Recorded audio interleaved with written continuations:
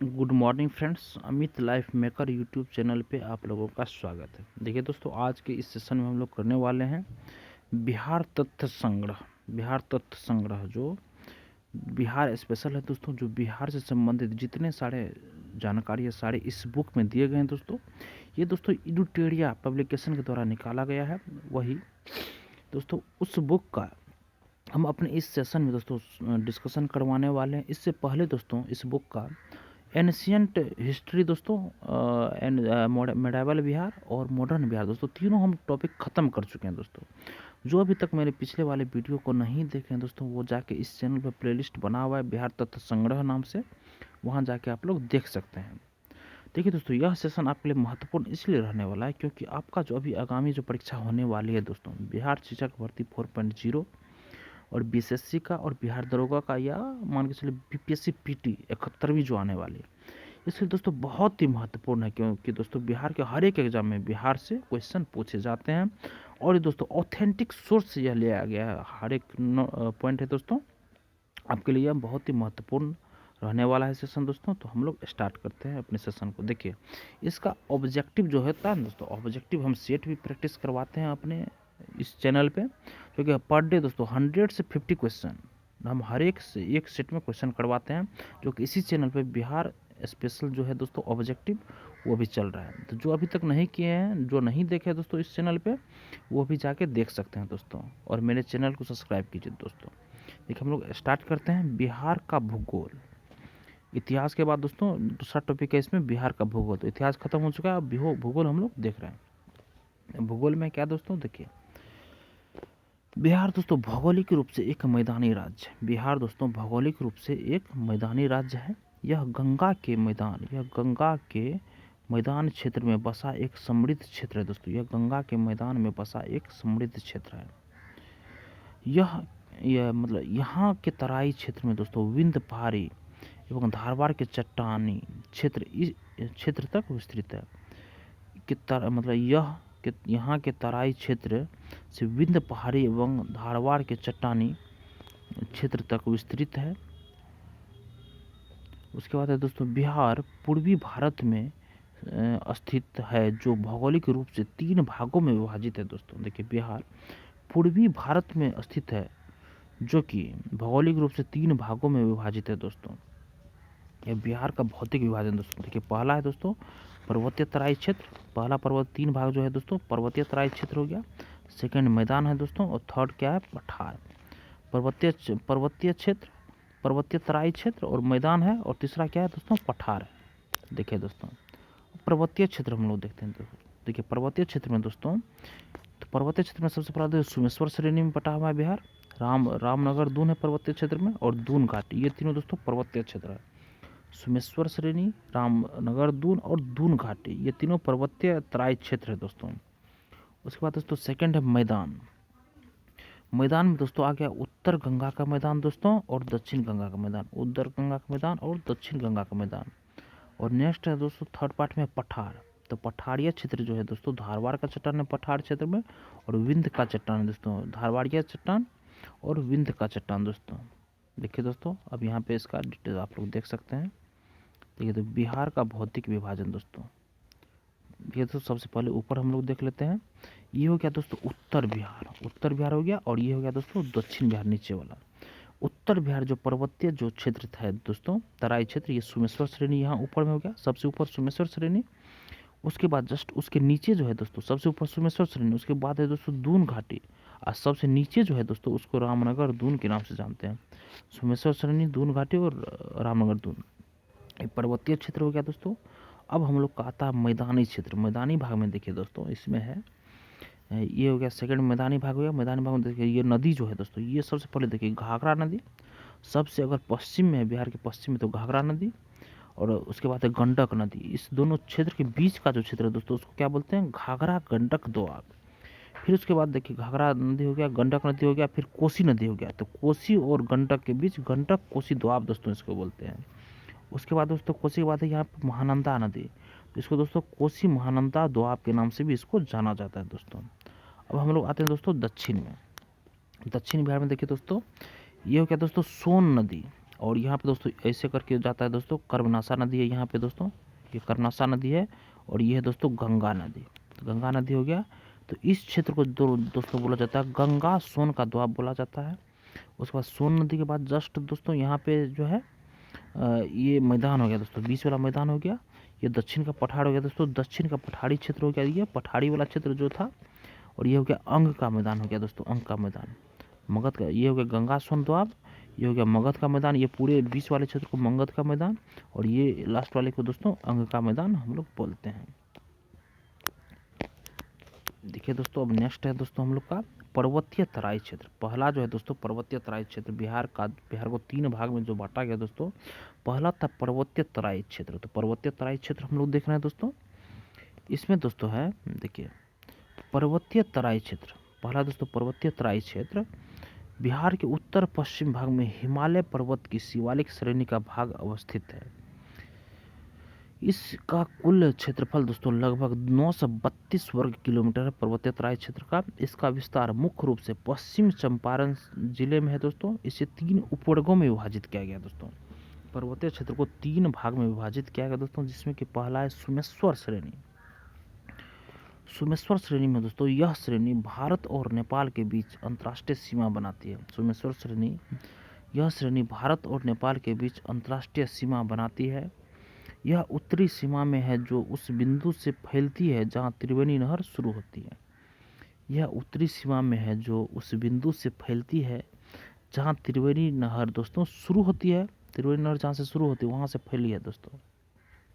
और भिखना ठोड़ी दर्रे के पास समाप्त होती है। देखिए दोस्तों, यह जहाँ से त्रिवेणी नहर शुरू होती है वहाँ से यह भी शुरू होती है, और भिखना ठोड़ी दर्रे के पास दोस्तों आके ये समाप्त हो जाती है दोस्तों। उसके बाद है दोस्तों इस क्षेत्र का निर्माण तृतीय काल में हुआ था। इस क्षेत्र का निर्माण दोस्तों देखिए, इस क्षेत्र का निर्माण दोस्तों तृतीय काल में हुआ था। ये पहाड़ियाँ उत्तरी गंगा के मैदान में स्थित है और बिहार के उत्तर पश्चिम भाग को घेरे हुए, उत्तर पश्चिम भाग को दोस्तों कोना वाला भाग को घेरे हुए हैं। और राज्य की सबसे ऊंची चोटी जो है दोस्तों बिहार राज्य की, वो सोमेश्वर पहाड़ी है, जिसकी ऊंचाई दोस्तों 874 मीटर है, इस श्रेणी में स्थित है। 2 नंबर में है दोस्तों रामनगर दून। दोस्तों रामनगर दून, ये दोस्तों ये है रामनगर दून। रामनगर दून में है दोस्तों रामनगर पहाड़ी श्रृंखला सोमेश्वर पहाड़ी के दक्षिण किनारे पर स्थित है दोस्तों। ऊपर हो गया सोमेश्वर श्रेणी दोस्तों, ये सोमेश्वर श्रेणी, उसके जस्ट नीचे है दोस्तों रामनगर दून।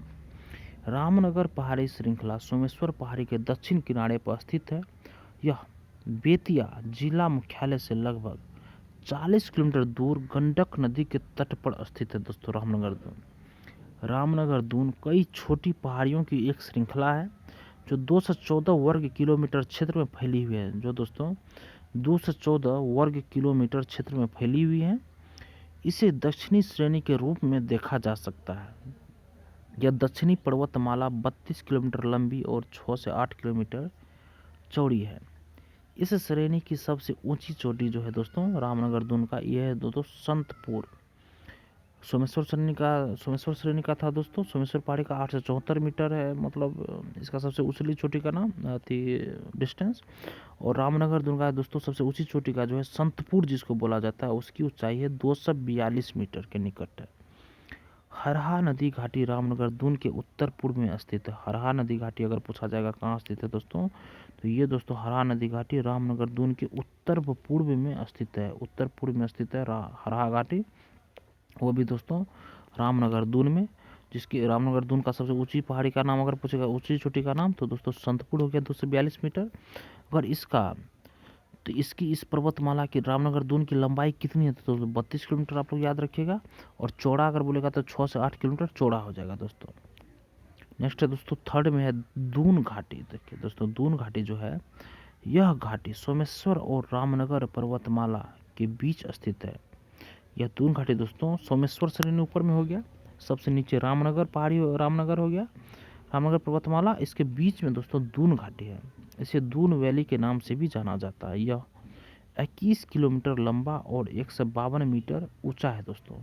यह दोस्तों 21 किलोमीटर लंबा और 152 मीटर ऊंचा है दोस्तों। यह 214 वर्ग किलोमीटर के क्षेत्र में फैला हुआ, टोटल जो इसका है दोस्तों 214 वर्ग किलोमीटर क्षेत्र में फैला हुआ है और इस घाटी की अधिकतम ऊंचाई दोस्तों 240 मीटर है और रामनगर दून का 242 था और सोमेश्वर सहरनी का दोस्तों 874 मीटर था दोस्तों। अब देखिए दोस्तों हम लोग आते हैं मैदानी क्षेत्र। पहला पर्वतीय खत्म हो गया, अब हम लोग का है दोस्तों मैदानी क्षेत्र। देखिए दोस्तों मैदानी क्षेत्र में हम लोग मैदानी क्षेत्र में दोस्तों बिहार के कुल भूभाग का 96% भाग मैदानी है दोस्तों। 96% भाग दोस्तों मैदानी है। इस मैदानी भाग का निर्माण गंगा और उसकी सहायक नदियों के निक्षेप से हुआ है दोस्तों। इसका निर्माण जो हुआ है दोस्तों गंगा और उसकी सहायक नदियों के निक्षेप से हुआ है। इस मैदान के से गंगा नदी बहती है। गंगा नदी की अवस्थिति के आधार पर इसे 2 उपवर्गों में विभाजित किया गया है।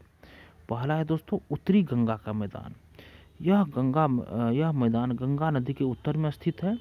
इस मैदान का निर्माण गंडक, घाघरा, बूढ़ी गंडक, बागमती, कमला बलान, कोसी और महानंदा जैसी नदियों के जलोढ़ निक्षेपों से हुआ है। यह तिरहुत, सारण, पूर्णिया, दरभंगा और कोसी डिवीजन, देखिए दोस्तों यह किस किस डिवीजन से प्रमंडल से गुजरती है? तिरहुत प्रमंडल, सारण प्रमंडल, पूर्णिया प्रमंडल, दरभंगा प्रमंडल और कोसी प्रमंडल क्षेत्र को कवर करता है।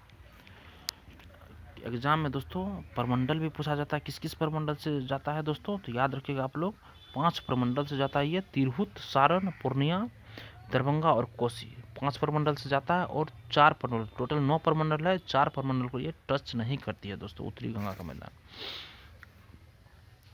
सॉरी दोस्तों ये हो गया, मतलब कि ये जो है उत्तरी गंगा का मैदान दोस्तों, उत्तरी गंगा के मैदान में दोस्तों 5 प्रमंडल आते हैं, 5 प्रमंडल तिरहुत, सारण, पूर्णिया, दरभंगा और कोसी कवर करता है। पूर्णिया अति पश्चिम में दोस्तों सबसे पहले घाघरा गंडक दोआब से लेकर पश्चिम में घाघरा गंडक दोआब से लेकर दोस्तों ये पूर्व में महानंदा घाटी तक फैला हुआ है।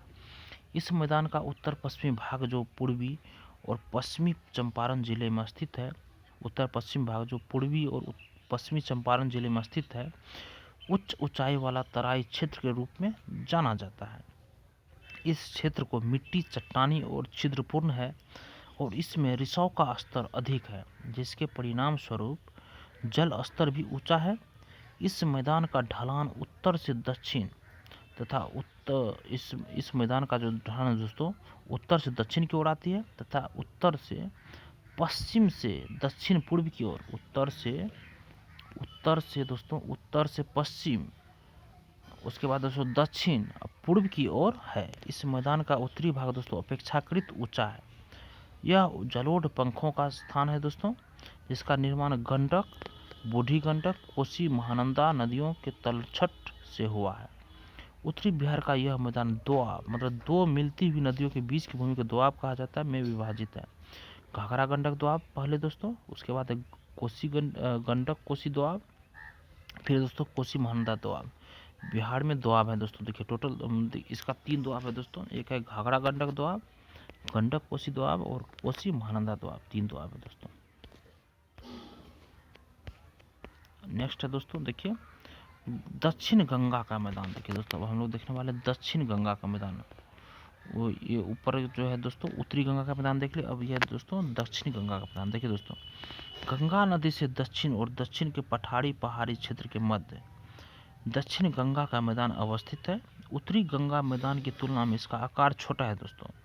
यह एक त्रिकोणीय आकार का मैदान है और इसे मगध मैदान के नाम से भी जाना जाता है। यह उत्तर में गंगा नदी, पूर्व में ताल क्षेत्र, दक्षिण में दक्षिण पहाड़ी इलाका और पश्चिम में सोन नदी से घिरा हुआ है, जिसमें गया, जहानाबाद, औरंगाबाद, पटना, नालंदा और नवादा जिले शामिल हैं। इस मैदान का निर्माण गंगा नदी, इसकी मुख्य सहायक नदियों जैसे पुनपुन, सोन और फल्गु नदी की सहायक नदियों द्वारा हुआ है दोस्तों। इस मैदान का ढाल दक्षिण से पश्चिम की ओर है दोस्तों, दक्षिण से पश्चिम से उत्तर पूर्व की ओर है दोस्तों। इस क्षेत्र को 3 उपवर्गों में दोस्तों बांटा गया। इस क्षेत्र को 3 उपवर्ग में दोस्तों बांटा गया है। एक है दोस्तों गंगा सोन दोआब, सेकंड है दोस्तों मगध मैदान और 3 दोस्तों अंग के मैदान में बांटा गया है। गंगा सोन दोआब, मगध का मैदान और अंग का मैदान। और आखिरी हम लोग का दोस्तों पठार। अब देखिए हम लोग पठार देखने वाले हैं दोस्तों। पठार देखिए, पठार बिहार के दक्षिणी सीमा का पठार एवं पहाड़ी क्षेत्र है जो झारखंड से सीमा साझा करता है दोस्तों। दक्षिण में स्थित पठारी क्षेत्र में दो क्रम की चट्टानें अवस्थित हैं दोस्तों। एक है धारवाड़ चट्टानें, जो कि दोस्तों आपको मुंगेर, जमुई, नवादा, गया आदि क्षेत्र में इसका विस्तार है। और सेकंड है दोस्तों विंध्य चट्टानें, जो कि कैमूर रोहतास में अवस्थित है दोस्तों। दक्षिण पश्चिम क्षेत्र में दोस्तों विंध्य चट्टान है और दक्षिण पूर्व क्षेत्र में दोस्तों झारखंड धारवाड़ चट्टानें हैं। अन्य देखिए महत्वपूर्ण तथ्य जो है दोस्तों इस मैदान के बारे में, देखिए बिहार के उत्तरी गंगा के मैदान में प्राकृतिक, बिहार के दोस्तों देखिए ये दोस्तों हो गया, देखिए ये जो है दोस्तों ये बिहार का आपका मानचित्र हो गया। इसमें देखिए दोस्तों ये ऊपरी क्षेत्र जो है दोस्तों ये हो गया टर्शियरी चट्टान है दोस्तों। फिर बीच में है क्वाटनरी चट्टान है, क्वाटनरी मैदानी भाग है दोस्तों। फिर उसके बाद है दोस्तों यहाँ पे है, ये देखिए विंध्य चट्टान यहाँ पे हो गया दोस्तों। और ये दोस्तों हो गया धारवाड़ का चट्टान, ये याद रखिएगा। दक्षिण पूर्व में धारवाड़ चट्टान है, दक्षिण पश्चिम में विंध्य चट्टान है दोस्तों। बीच में क्वाटनरी मैदानी भाग है दोस्तों, और ऊपर में दोस्तों टर्शियरी चट्टान है। देखिए दोस्तों बिहार के उत्तरी गंगा के मैदान में प्राकृतिक रूप से जलमग्न निम्न भूमि को चौड़ या मन कहा जाता है। प्राकृतिक रूप से जहाँ जलमग्न निम्न भूमि क्षेत्र है दोस्तों को चौड़ या मन कहा जाता है। गंगा के मैदानी बाढ़ क्षेत्र में बनने वाले विशेष आकृति क्षेत्र को दियारा प्रदेश कहा जाता है। उत्तरी गंगा मैदान में कई मन चौड़ गोखुर झीलों के रूप में पाए जाते हैं। दक्षिण गंगा मैदान में तटबंध से लगे दक्षिण की और गहराई वाले क्षेत्र को टाल कहा जाता है। उत्तरी गंगा का मैदान बाढ़ की विभीषिका के लिए प्रसिद्ध है दोस्तों।